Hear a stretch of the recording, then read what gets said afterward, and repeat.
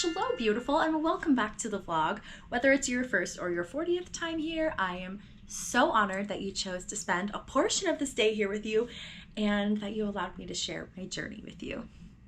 If you haven't already, make sure you subscribe to my channel so you don't miss out on another video. In the last episode, we went back to the very beginning as I shared with you how my longing for a beach vacation turned into a desire to relocate yet again. If you haven't had the opportunity to see it yet, go ahead and pause this video and go and do that now. You're going to want all the details as today's video builds upon that story. As always, you'll find all the links to the previous episodes in the description box below for your reference. But if you're all caught up, go ahead and grab your cup of coffee and let's dive in. As I got curious and processed all my thoughts on setting roots somewhere and how I wanted to raise my family, I was really torn. My family seemed really happy. My kids were making friends. We finally got into a good school, and my husband loved working with his best friend. Was I being selfish? Why couldn't I be content where I was? Was there something wrong with me? So where did I even start?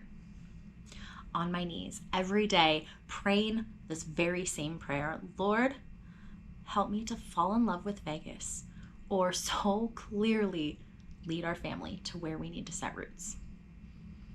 And where did that get me, you might be wondering? Well, at first, God started opening my eyes to the beauty all around me. And it wasn't that I never thought the desert was beautiful. I think every part of the world has its own beautiful charm, and Vegas is no different. But I was so buried in my overwhelm that I simply wasn't seeing the beauty around me. So that's where I started, looking for the good, and there was good all around me. In the shadows that danced on the hills, in the way the wind whistled between the trees and the shrubbery, in the desert sunsets that painted the sky,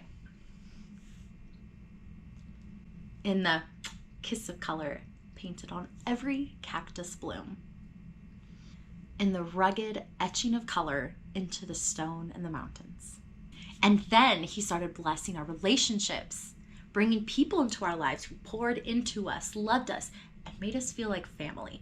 It started with existing friendships and then spilled over into our church community and school community. And I was beginning to think that maybe God was just teaching me contentment after all. So why are you moving then? It's what you're asking, isn't it? I mean, that's what I'd be asking if I was in your shoes.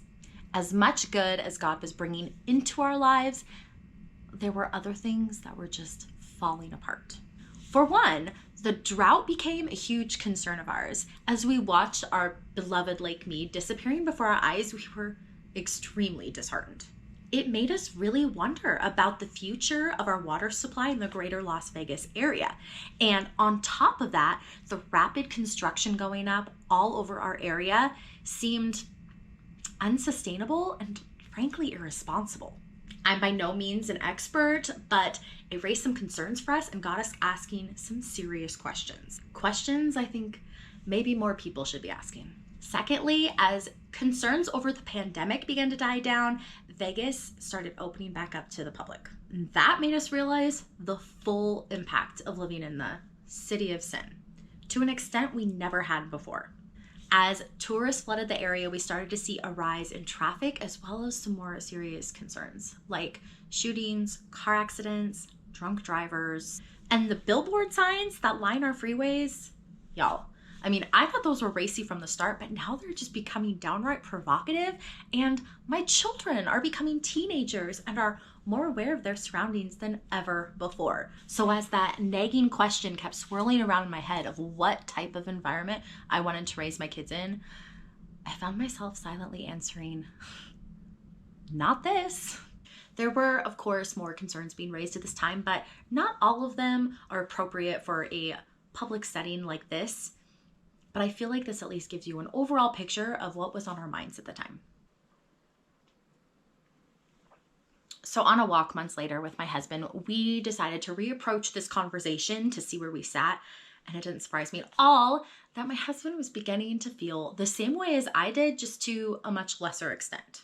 I mean, he was still happy at work and he still loved the area, But when it came to setting down roots, we agreed that this was not at all what we envisioned for our family.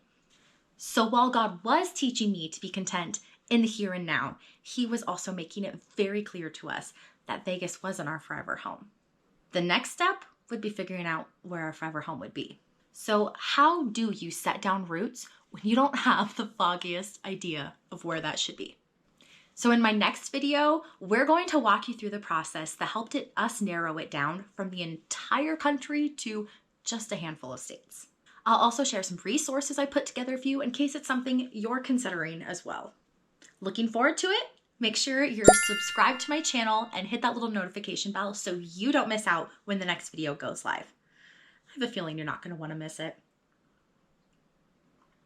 Thank you so much for joining us on this journey. It is such an honor to get to share this process with you, and we hope you find it both helpful and encouraging. Until next time.